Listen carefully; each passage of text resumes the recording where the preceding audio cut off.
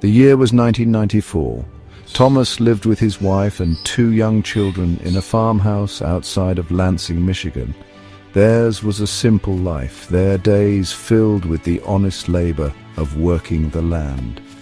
The dense Michigan forest stood like a wall at the edge of their property. Thomas had always felt it held secrets. He often told his wife that forest holds its breath. It's always watching, always listening. Still, it was home. Thomas would spend his days tending to his crops and livestock, his wife Martha always by his side. Their children, a boy and a girl, were their pride and joy.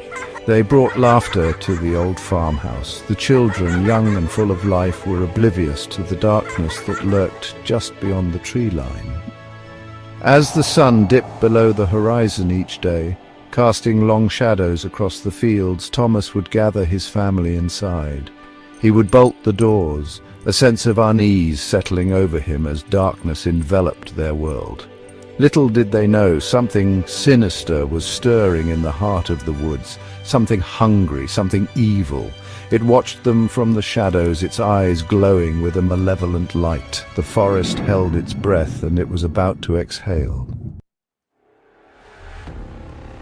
One particularly cold November night, a storm raged outside. Wind howled through the trees, their branches clawing at the sides of the farmhouse. The sound was almost deafening. Rain lashed against the windows, and thunder rattled the very foundation of their home. Inside, the family huddled together by the fire, seeking comfort in its warmth. Suddenly, above the roar of the storm, a new sound cut through the night. It was a high-pitched, almost mournful howl. It sent chills down Thomas's spine. Martha gripped his hand tightly, her face pale. "What was that?" she whispered, her voice trembling. Thomas, his heart pounding in his chest, tried to sound brave. "Probably just coyotes," he said, though he didn't believe his own words. The sound was like nothing he'd ever heard before. It was primal, filled with a rage and hunger that chilled him to the bone. The howling grew louder, closer. It was as if whatever was out there was circling the house. Thomas knew he had to do something. He had to protect his family. Grabbing his shotgun, he kissed Martha on the forehead and whispered, "Stay here. Lock the doors and don't open them for anyone." His voice was firm, but inside fear gnawed at him. He stepped out into the storm, the howling of the beast echoing in his ears. The storm hit Thomas full force as he stepped outside. The wind tore at his clothes and rain stung his eyes. He could barely see a foot in front of him. He raised his shotgun and walked toward the tree line, his heart pounding in his chest. He pushed his way through the undergrowth, the howling growing fainter. Unease gnawed at him. He felt like he was being watched, hunted. The hair on the back of his neck stood on end. He stopped, listening intently, trying to pinpoint the source of the sound. Silence. For a moment there was nothing but the sound of the wind and the rain. Just as Thomas began to think he had imagined it all, he heard it again. This time the howl was closer, angrier. It seemed to be coming from right behind him.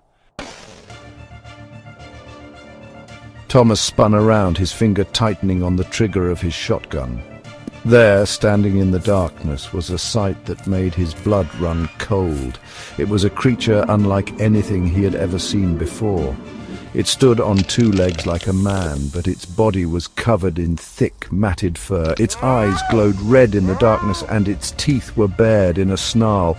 The creature lunged at Thomas, its claws outstretched. Thomas fired his shotgun, the blast echoing through the trees. The creature howled in pain and disappeared back into the darkness. Thomas didn't wait to see if it was truly gone. He turned and ran back to the farmhouse, his heart pounding in his chest.